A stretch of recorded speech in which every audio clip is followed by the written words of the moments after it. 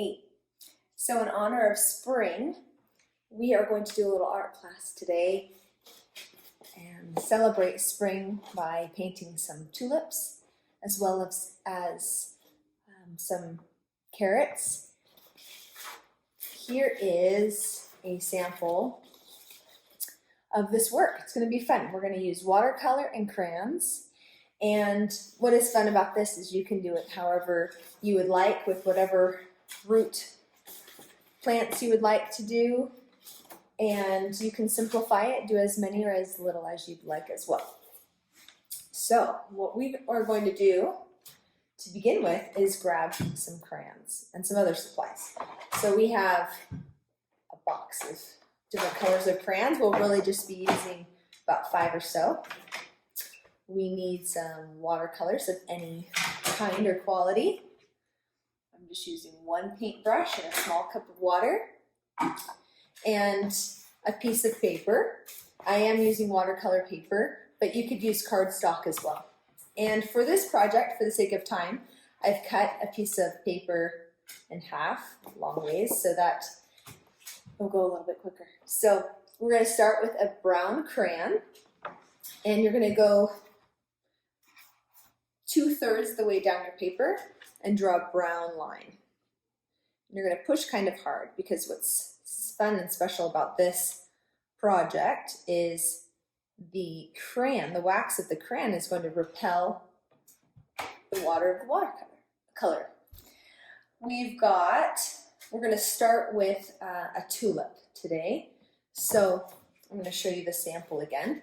So here we have 2/3 down our brown crayon line, and we're going to just do one tulip. I really like this project because there is a special little surprise that peeps out, and you may have seen this maybe when you're decorating Easter eggs this last week at Easter time. So we're going to start with a white crayon, and we're going to make the bulb of the tulip. So in the sample we have here, I've just done a circle. So you can look up the picture of what a tulip bulb looks like, but I'm just going to draw maybe more like an oval right below my brown line.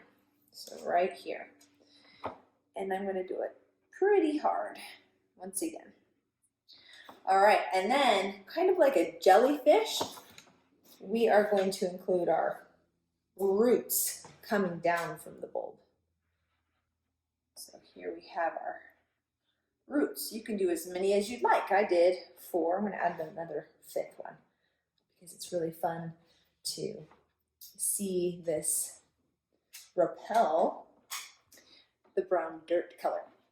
All right, next we're going to do the stem of our tulip. So I like the contrast. I like to use a light green. You can do whatever color you'd like. And if you don't want a green stem and leaf, you could do a pink one, whatever floats your boat.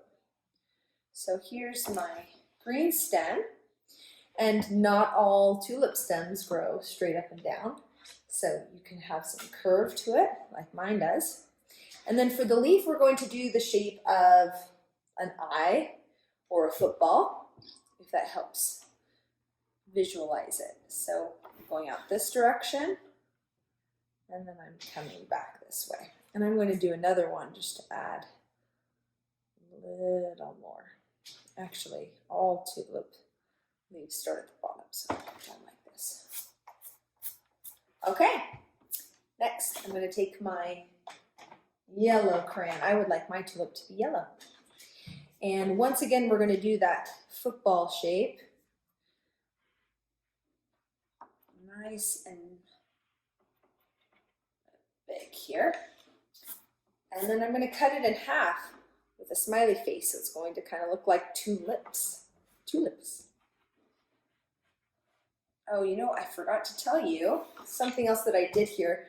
I used painter's tape and taped my canvas, my paper, down to the table so that it wouldn't move as I was drawing and painting, because sometimes it's a little bit tricky to hold a page, especially for younger kiddos, to hold a page and color and paint at the same time. So we are done with the drawing and we're going to move on to our painting.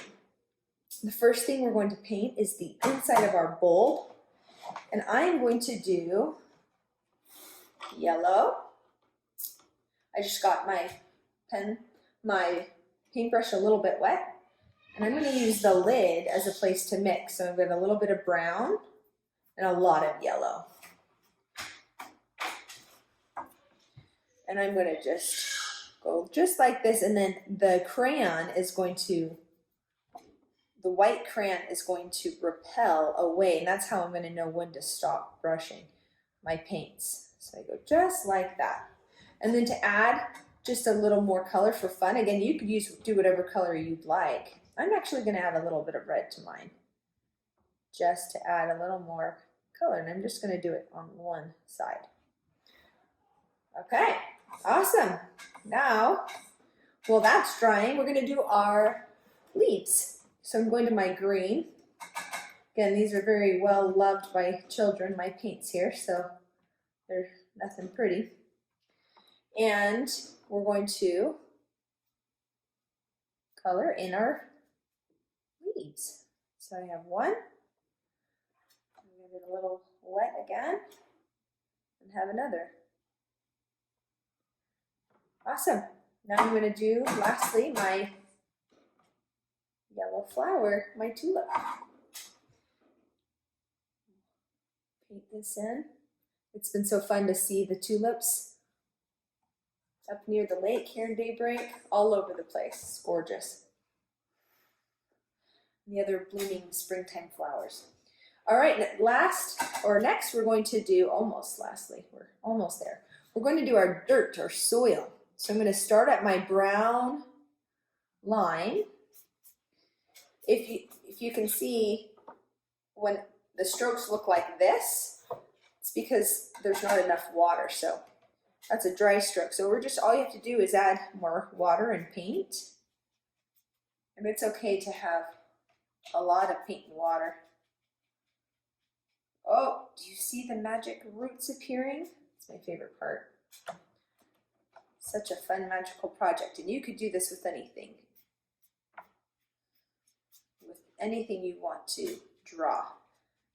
And for all ages, it could be abstract. It doesn't have to look like a tulip or anything at all. Just so fun to see the crayons repelling the water. All right, we're actually going to go for our blue now. And this is our second to last step. And parents, I used a paintbrush that has a tip on it a little bit, as you could do one that's flat on the top. But what's nice about having the tip, especially for right now, is you can go in smaller places. So I am using this paintbrush so I can get between the leaf and the flower without too much of a chance of crossing that line. If I did cross the line, that would be okay too. It would still be beautiful. All right, we're finishing this up. Last thing I wanted to show you is an effect that you can do. This is representing our sky here, this blue. And to create a cloud effect or look, you could take a napkin or a paper towel or an old rag if you wanted, and blot the blue skies. And that would create an effect that would look much like this with the blue skies. Or this right here. So you would literally just set it down and pull it back up, and it would give that effect. I'm going to do it with this other piece of paper here. You could do that as well. I'm even going to do it over my soil. And it adds a nice little, just different effect. Kind of get a second piece of art. All right, that's it. That's our project. I hope you enjoy creating some beautiful spring flowers or tulips, and I hope to see you again.